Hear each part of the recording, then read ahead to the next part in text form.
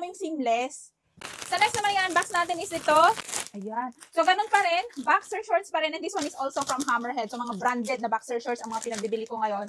Kasi, naawa naman ako sa sarili ko. Yung shorts ko na ginagamit ko, butas, ganyan. Yun. Teka lang. 2-in-1 na pala yun.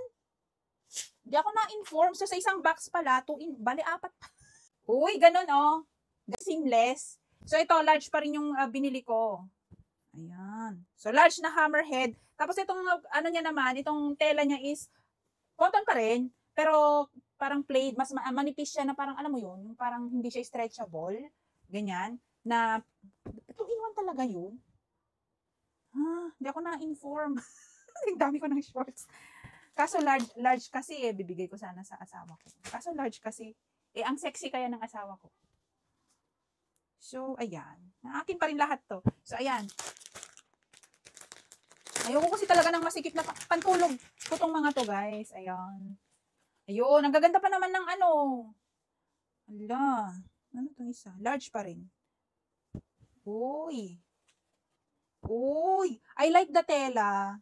Ayan. Cotton pa rin naman siya, guys. So, ayan ang ating Hammerhead. Pero alam mo, parang mas ano yung garter niya, parang mas madali siyang mag-give up. Mas mura ito kasi. Ayan. So, 4 na checkered.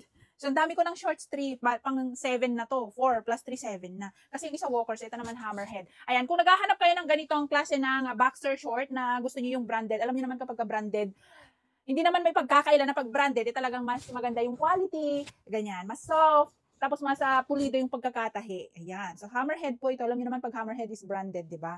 Ayan, kung gusto niyo makabili ng ganito, lalagay ko lang dito sa aking yellow basket para may panregalo kayo sa mga asawa niyo, sa boyfriend niyo, sa mga anak niyo. Pwede po itong Hammerhead kasi ito po ay branded. So, nandito po sa aking yellow basket. Mag-check out na. Bye-bye! Yan o. 2-in-1 na pala sa isang box. 2 piraso na yon.